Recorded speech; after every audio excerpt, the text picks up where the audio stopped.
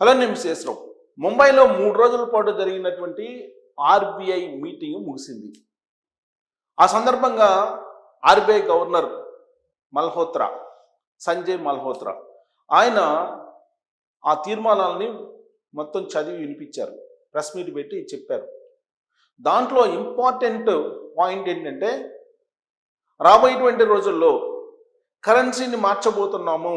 ఇప్పుడున్నటువంటి పేపర్ కరెన్సీని fibre currency కింద మార్చబోతున్నాము, ప్లాస్టిక్ కరెన్సీని తీసుకురాబోతున్నాము. అయితే ఇది ప్రాథమిక దశలో ఉంది అనేటువంటి విషయాన్ని చెప్పారు. దీంతో పాటు అనేక అంశాలు చెప్పారు. ద్రవ్యోల్బణం గురించి చెప్పారు, విదేశీ మారక ద్రవ్య నిల్వల పరిస్థితి గురించి చెప్పారు, ద్రవ్య పరిపతి విధానం గురించి చెప్పారు. అలాగే రాబోయేటువంటి రోజుల్లో వృద్ధి రేటు ఎలా ఉంటుందని చెప్పారు. ఇవన్నీ చెప్పారు.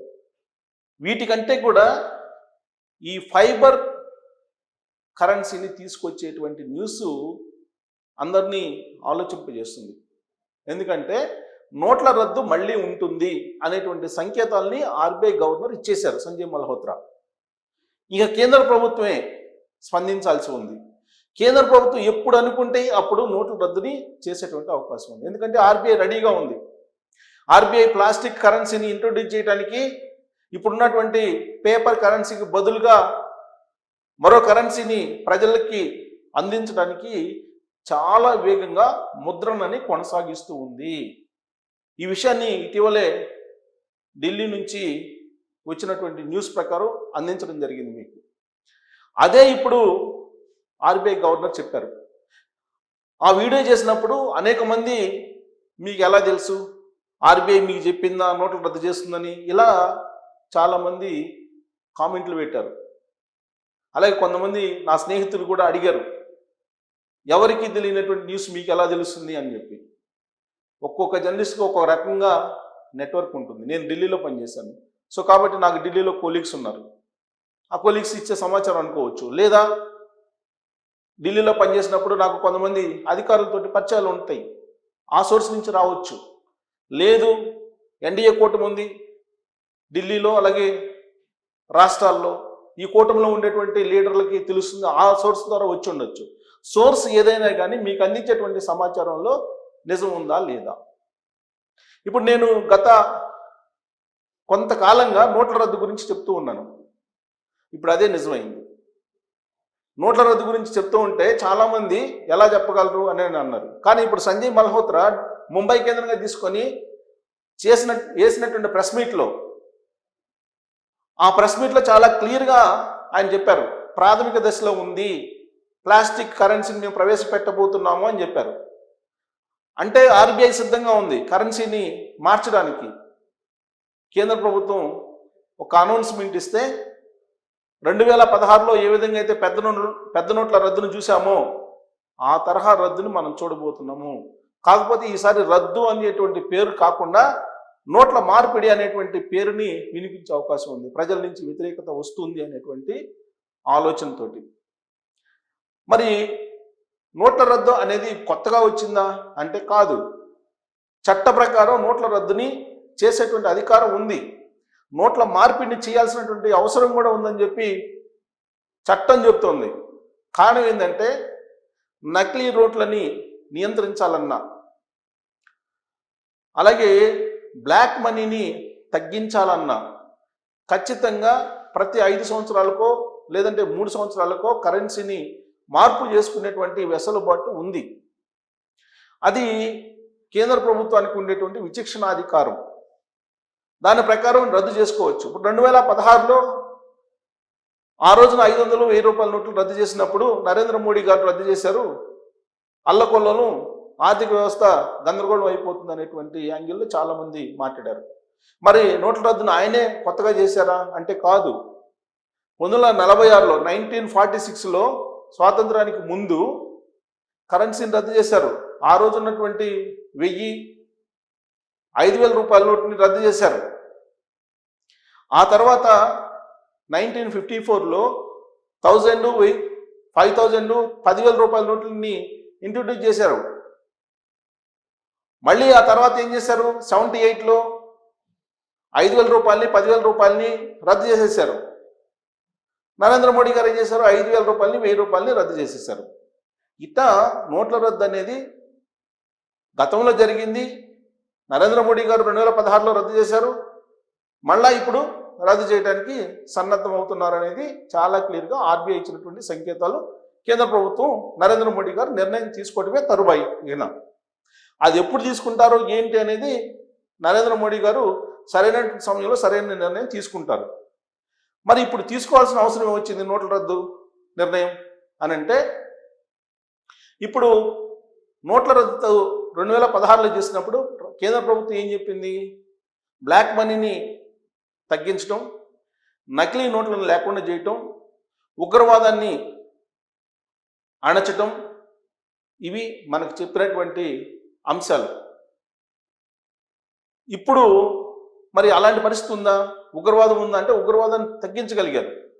కాకపోతే నోట్ల రద్దు చేసినప్పటికీ కూడా 2016లో ఇవాళకి కూడా నకిలీ నోట్లు పెద్ద ఎత్తున భారత ఆర్థిక వ్యవస్థలోకి వచ్చేసాయి. ఇవి దాదాపు 3 లక్షల కోట్ల రూపాయల వరకు నకిలీ నోట్లు ఉంటాయని చెప్పి ఒక అనధికారికంగా అంచనా వేస్తూ ఉన్నారు. ఎలా అంచనా వేస్తున్నారు? భారత మార్కెట్లో మొత్తం 42,54,000 కోట్ల రూపాయలు చలామణిలో ఉంది నగదు. కానీ బ్యాంకుల్లో కానీ ఏటీఎంలో కానీ డబ్బులు లేవు, సరిపడా డబ్బులు లేవు. మరి ఎక్కడికి వెళ్ళినట్టు ఆ డబ్బులు? మార్చి ఏప్రిల్ నెలలో తీసుకుంటే 97,000 కోట్ల రూపాయలు అవసరం అని చెప్పి చెప్తూ ఉంటే ఆర్బీఐ ఆదేశాలు జారీ చేస్తే మరి ఏటీఎంలకి బ్యాంకులు సరఫరా చేసింది కేవలం 64%, ఏప్రిల్ అయితే 54%. అంటే ఫుల్ ప్లెడ్జ్డ్గా సప్లై చేయలేకపోతున్నాయి. అంటే నోట్ల కొరత ఏర్పడుతుంది. నోట్ల కొరత బ్యాంకుల్లో ఉంది. మరి ఆ నోట్లన్నీ ఎట్టిపోయాయి అనేది ఇప్పుడు పెద్ద ప్రశ్న. అందుకే నోట్లు రద్దు చేస్తే, ప్లాస్టిక్ కరెన్సీని ప్రవేశపెడితే ఈ మొత్తం మళ్ళీ బయట రావాలి, భారత ఆర్థిక వ్యవస్థలోకి రావాల్సినటువంటి అవసరం ఉంది. దీంతో పాటు ఇప్పుడు భారత ఆర్థిక వ్యవస్థను చక్కదిద్దాలి. ఎందుకు? పశ్చిమాసియాలో నెలకొన్నటువంటి యుద్ధం కారణంగా దిగుమతులు పెరిగిపోతున్నాయి, ఆయిల్ దిగుమతులు పెరిగిపోతున్నాయి. ఆ కారణంగా విదేశీ మారక ద్రవ్య నిల్వలు తరిగిపోతూ ఉన్నాయి, ఫారెక్స్ నిల్వలు తరిగిపోతూ ఉన్నాయి. ఈ ఫారెక్స్ నిల్వలను బేస్ చేసుకునే భారత ఆర్థిక వ్యవస్థ ఎలా ఉందని చెప్పి అంచనా వేస్తారు. అందుకే చాలా ఆచితూచి ముంబైలో జరిగినట్టు 3 రోజుల మీటింగ్లో కొన్ని తీర్మానాలు చేశారు. వాటిల్లో ఏంటంటే రెపో రేట్ని స్థిరంగా ఉంచేశారు, ఎలాంటి మార్పులు చేయలేదు, న్యూట్రల్ పాలసీని అనుసరించేశారు. ఇక వృద్ధి రేటు ఇంతకుముందు 6.9 ఉంటుందని చెప్పి అనుకున్నారు, దాన్ని తగ్గించారు, 6.6కి తగ్గించారు వృద్ధి రేటుని. ఇక ద్రవ్యోల్బణం పెరుగుతుంది అని చెప్పి అంచనా వేశారు. మామూలుగా కంటే కూడా ఈసారి పెరిగే అవకాశం ఉంది, 4.8 నుంచి 5.1 వెళ్ళే అవకాశం ఉంది, 5.9 దాకా కూడా ద్రవ్యోల్బణం పెరుగుతుందని చెప్పి అంచనా వేస్తూ ఉన్నారు. అందే ఆయిల్ రేట్లు పెరిగినాయి, దిగుమతి చేసుకునేటువంటి వస్తువుల సంఖ్య పెరిగింది. ఈ కారణం చేత మొత్తం అన్ని రేట్లు పెరుగుతున్నాయి. అన్ని రేట్లు పెరిగినప్పుడు ఆటోమేటిక్గా ద్రవ్యోల్బణం పెరిగిపోతుంది. వీటన్నిటికంటే కూడా ప్రధానమైనటువంటి నిర్ణయం ఆర్బీఐ తీసుకుంది ఏంటంటే, విదేశీ పెట్టుబడులను ఆకర్షించడానికి కీలకమైన నిర్ణయం తీసుకుంది. విదేశీ ఇన్వెస్టర్స్ పోర్ట్ఫోలియోలో విదేశీ పెట్టుబడులు కనుక వస్తే, వాళ్ళు స్టాక్ మార్కెట్లో పెట్టుబడులు పెడితే వాటి మీద వచ్చేటువంటి లాభం ట్యాక్స్ ఏదైతే ఉందో దాన్ని తీసేశారు. అలాగే మూలధనం మీద వచ్చే లాభం మీద ట్యాక్స్ తీసేశారు. మూలధనం మీద వచ్చేటువంటి మూలధనం మీద వడ్డీలకి ట్యాక్స్ అవన్నీ తీసేశారు. సో కాబట్టి ట్యాక్స్ అంతా ఆల్మోస్ట్ లేకుండా విదేశీయులను ఆకట్టుకునేందుకు, విదేశీ పెట్టుబడులను ఆకట్టుకునేందుకు ప్రయత్నం చేశారు. ఇప్పుడు విదేశీ మారక ద్రవ్య నిల్వలు తగ్గకుండా ఉండడానికి ప్రయత్నం చేస్తూ ఉన్నారు.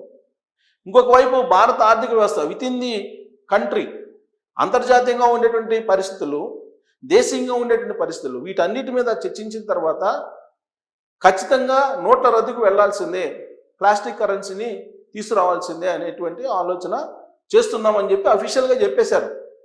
అయితే ఎలా చేస్తారు? పెద్ద నోట్లను రద్దు చేస్తారా గతంలో మాదిరిగా, లేదంటే చిన్న నోట్లని రద్దు చేసుకుంటూ వస్తారా? ఇప్పుడు మార్కెట్లో డినామినేషన్ చూస్తే 10 రూపాయలు ఉంది, 20 రూపాయలు ఉంది, 50 రూపాయలు ఉంది, 100 ఉంది, 200 ఉంది, 500 రూపాయలు ఉన్నాయి. ఈ డినామినేషన్స్లో ఫస్ట్ ఫేజ్లో 8ని రద్దు చేస్తారు. అనే దాని మీద, అసలు ఏటిని రద్దు చేయాలి అనే దాని మీద ఇంకా నిర్ణయం తీసుకున్నట్టు వాళ్ళు వెల్లడించలా.